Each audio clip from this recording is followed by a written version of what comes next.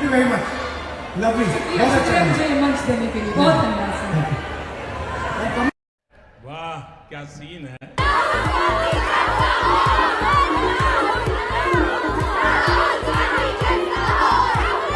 राहुल जी तुम संघर्ष करो, हम तुम्हारे साथ हैं। छात्रों की गूंज राहुल गांधी, छात्रों की गूंज राहुल गांधी। इनसे पूछते हैं कि राहुल गांधी को प्राइम मिनिस्टर बनना चाहिए कि नहीं बनना चाहिए? बनना चाहिए, हाँ बनना चाहिए। राहुल गांधी के लिए एक लाइन। तो दोस्तों अभी मैं खड़ा हूँ पुणे के अंदर, जहाँ पर राहुल गांधी जी का छात्रों की गूंज होने जा रहा है। मैं कहना चाहूँगा हो रहा है। तो जो 2-3 क्वेश्चन लोगों के आते हैं कि भीड़ का लेके, कि भीड़ पैसों में आती है। हाँ भाई, बहुत ज़्यादा इस बार पैसा खर्च किया है कांग्रेस ने, आप देख सकते हो। दूसरा, इस बार की छात्रों की गूंज बाकी छात्रों की गूंज से कैसे अलग है वो मैं आपको बताना चाहूँगा, क्योंकि ये पूरा थीम जो है वो पिंक है। अच्छा, पिंक से मेरा मतलब है कि ये महिलाओं को बढ़ावा देने का, महिलाओं को प्रोत्साहन देने के लिए इस बार का छात्रों की गूंज स्पेशली फॉर वुमेन होने जा रहा है। तो मेरे पीछे आप देख सकते हैं इतनी ज़्यादा तादाद में यहाँ पे वुमेन आ रखी हैं जितनी तादाद में यहाँ पे मैन नहीं है। तो ये बहुत बड़ी बात है, ये बहुत अच्छा मैसेज है जो राहुल गांधी जी हमारे देश की जनता को देना चाहते हैं, हिंदुस्तान के हर व्यक्ति को देना चाहता हूँ। जय भीम दोस्तों, मैं आयुषी पंडित ब्राह्मण समाज की लड़की हूँ, लेकिन मैं खुद को ब्राह्मण नहीं मानती। मैं खुद को आयुषी अम्बेडकर कहती हूँ और मैं अपने ही समाज से आपके लिए लड़ रही हूँ। अभी एक आंदोलन चला हुआ है, आरक्षण हटा दो। मैं कहती हूँ आप एक आंदोलन चलाओ, आरक्षण जरूरी है, वहाँ मैं आपके साथ आकर बैठूंगी। कितना अच्छा बात बोला बहन। और जो लोग बोल रहे हैं आरक्षण हटा दो, मैं उनसे पूछना चाहती हूँ कि आपके घर में पूजा पाठ दलित कराएगा और आप उसको पंडित जी बोलकर उसका पैर छुएंगे, आपको मंजूर है? आप अपने घर की बेटियों का शादी दलित के घर में करेंगे क्योंकि आप जाति धर्म खत्म करेंगे, आपको मंजूर है? अगर मंजूर है तो आरक्षण हटा दो ना। सही बात है। आप अपने आप को गर्व से राजपूत ठाकुर नहीं कहोगे। आपके घर में दलितों का ग्लास और कटोरी अलग नहीं निकाला रहेगा।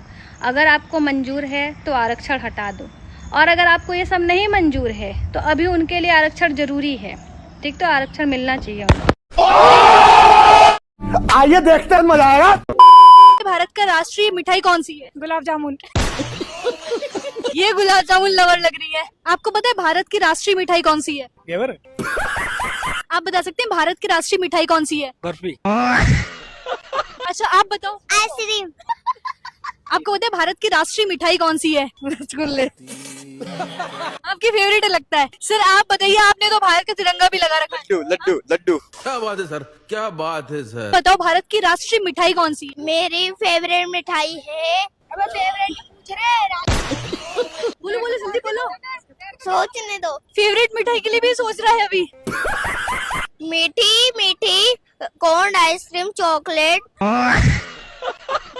वाह वाह। भारत की राष्ट्रीय मिठाई कौन सी है? गुलाब जामुन। लग रहा है मैम का फेवरेट है ये। भारत की राष्ट्रीय मिठाई कौन सी है? जिलापी। क्या बोला? ये कौन सी मिठाई होती है? जिलापी होती है। कहाँ मिलती है ये? हाँ? बिहार। आप बताओगे भारत की राष्ट्रीय मिठाई कौन सी है? नहीं पता। अच्छा मैम आप बताओ भारत की राष्ट्रीय मिठाई कौन सी हो सकती है? घेवर। घेवर? मतलब घेवर का जमाना चल रहा है तो सब घेवर बोलेंगे अभी। अच्छा आप बताइए, आपको क्या लग रहा है? घेवर। घेवर ही लग रहा है। भारत की राष्ट्रीय मिठाई कौन सी है? रसगुल्ले। गाइस यहाँ तो किसी को नहीं पता, आप कमेंट में बताओ। Okay okay. तो ये भीड़ देख रहे हैं आप, या फिर यूं कहूँ कि ये भीड़ नहीं है बल्कि भारी संख्या में लड़कियां आज नेता प्रतिपक्ष राहुल गांधी को सुनने के लिए आई हैं। आप यहाँ से भीड़ का अंदाजा, मंच से अभी मैं काफ़ी दूर हूँ। अब देखिए मंच आगे लगा हुआ है, मंच पे तो शायद तस्वीरें भी देख पाना भी मुश्किल होंगी, लेकिन आप सोचिए कि ये जितने भी चेहरे नज़र आ रहे हैं ये केवल और केवल लड़कियाँ हैं जो आज इस उम्मीद में आई हैं कि उनके मसले पर सुनवाई की जाएगी, उन्हें सुना जाएगा। इतना सुकून। और शिक्षा, स्वास्थ्य, रोजगार, सुरक्षा पर बातचीत की जाएगी। ये एक लंबे समय बाद मुझे देखने को मिला। आंदोलन कवर करती हूँ मैं, अमूमन इस उम्मीद में रहती हूँ और ये शिकायत भी करती हूँ कि आंदोलन में महिलाओं की संख्या नहीं देखने को मिल रही है। ये अच्छी खासी नाराजगी कहीं ना कहीं हमें हर बार देखने को मिलती है, लेकिन इस बार कुछ देखने को मिले ना मिले, छात्रों की गूंज पुणे के इस कार्यक्रम में जब नेता प्रतिपक्ष ऐलान करते हैं कि इस बार मैं सीधे बातचीत करूंगा लड़कियों से, महिलाओं से, और इस बार मैं उनके परिवार के बारे में नहीं जानना चाहता बल्कि उनके मन की बात जानना चाहता हूँ, उनके करियर की बात जानना चाहता हूँ। उन्होंने ये कहा तो फिर उसके बाद मंजर कुछ देखिए, ये मंजर फिर उसके बाद नज़र आ रहा है, क्योंकि इस बार महिलाओं को भी लग रहा है कि चलिए देर सवेर ही सही पर कोई नेता तो है जो उन्हें सुनना चाहता है, जो उनके बारे में जानना चाहता है। आप देखिए दूर दूर तक मैं आपको ये दिखा रही हूँ तस्वीरें, कितनी सारी महिलाएं हैं जो इस वक्त आपको देखने को मिल रही हैं। वाह, पहली बॉल में सिक्सर। चीनी का प्राइस बढ़ गया है, पर हम लोग इसमें अच्छा ही नहीं देख रहे हैं। सरकार हमारा भला कर रहा है, हमारा इंसुलिन बचा रहा है, हमारा दवाई का खर्चा बचा रहा है, हमारा हेल्थ सही कर रहा है, हमको वो सबसे कोई लेना देना नहीं। अभी ईदे मिलाव आने वाला है, किस लिए प्राइस बढ़ रहा है? ईदे मिलाव आएगा, लोग सेवई बनाएंगे, जुनेद, जफर, अब्दुल, इनके घर सेवई बनेगा, मीठा बनेगा। सबसे ज्यादा मीठा कौन खाता है? ये लोग ही तो खाते हैं। खुश है ये, इनका धर्म संकट में नहीं है इसलिए रोज मीठा खाते हैं। हमारा भाई धर्म संकट में है तो हम रोज मीठा नहीं खा सकते, हम खुशियां रोज नहीं मना सकते हैं, तो हमको क्या लेना देना चीनी से?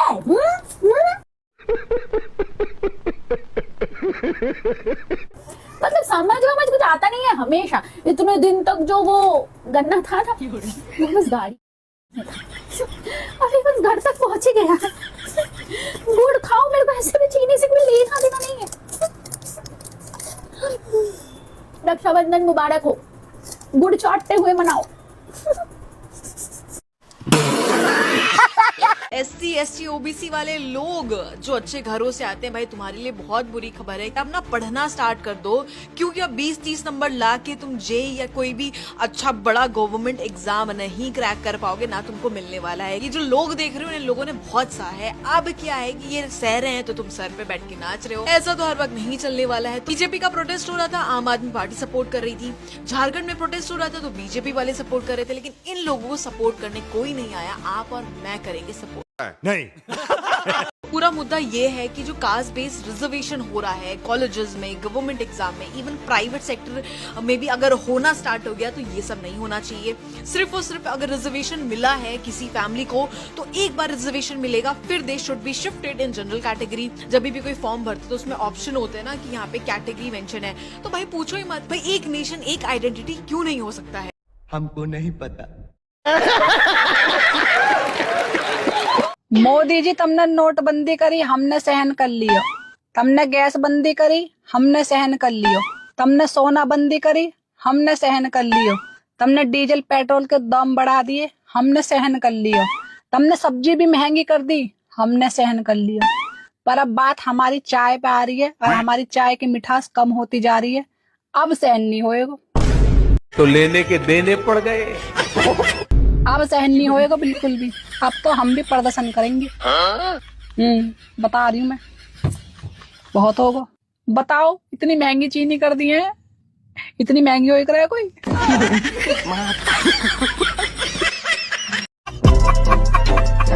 आरक्षण पर सवाल उठाना आसान है भाई जी, लेकिन ये समझना मुश्किल कि आरक्षण आया क्यों था। सदियों से सामाजिक और शैक्षणिक रूप से हम पिछड़े लोगों को मुख्य धारा में लाने के लिए आया था ये आरक्षण। बिल्कुल, इससे किसी को समस्या भी नहीं है, लेकिन एक सवाल है भाई, क्या 70 साल बाद भी तुम मुख्य धारा में आ गए हो? और अगर नहीं आए हो तो क्या इसकी समीक्षा नहीं होनी चाहिए?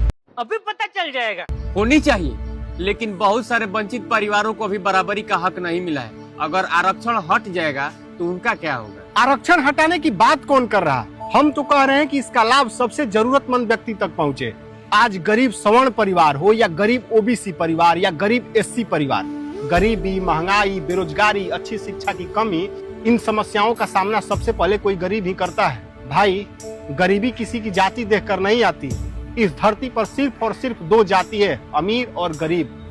ये हुई ना बात। हमारी जाति का अमीर हमारे साथ रिश्ता नहीं रखेगा और तुम्हारी जाति का अमीर तुम्हारे साथ रिश्ता नहीं रखेगा। यही समाज की सच्चाई है। तो समाधान क्या है? आर्थिक और सामाजिक पिछड़ेपन का ध्यान रखते हुए आरक्षण को और ज्यादा प्रभावी और न्यायपूर्ण बनाना, क्रीमी लेयर के नियमों को मजबूत करना, आर्थिक रूप से पिछड़े लोगों का अवसर बढ़ाना, एक बार आरक्षण लेने के बाद उन्हें ही दोबारा आरक्षण नहीं देना और समय समय पर आरक्षण की समीक्षा है इसका समाधान। ओ, मतलब आरक्षण का उद्देश्य वही है, बस समय समय पर व्यवस्था बदलते रहना चाहिए ना? बिल्कुल भाई, आरक्षण किसी के खिलाफ हथियार नहीं, बल्कि आरक्षण का मकसद होना चाहिए कि जिसे अवसर नहीं मिला है उन्हें अवसर दिया जाए। तो दोस्तों राहुल गांधी जी पुणे में पहुंचते ही महिलाओं की इतनी भीड़ बढ़ गई है कि किसी को पैर रखने तक भी जगह नहीं मिला है। इसी को कहते हैं कि छात्रों की गूंज। और तो और मोदी समर्थक कहते हैं कि राहुल गांधी जी पैसे पर भीड़ बुलाते हैं। तो दोस्तों आप सभी को क्या लगता है कि वाकई में छात्रों की गूंज पर पैसे वाले भीड़ है? अगर ऐसा है तो आप लोग अपना राय कमेंट बॉक्स में दीजिएगा। और हाँ, वीडियो को शुरू से आखिर तक देखने के लिए बहुत बहुत धन्यवाद।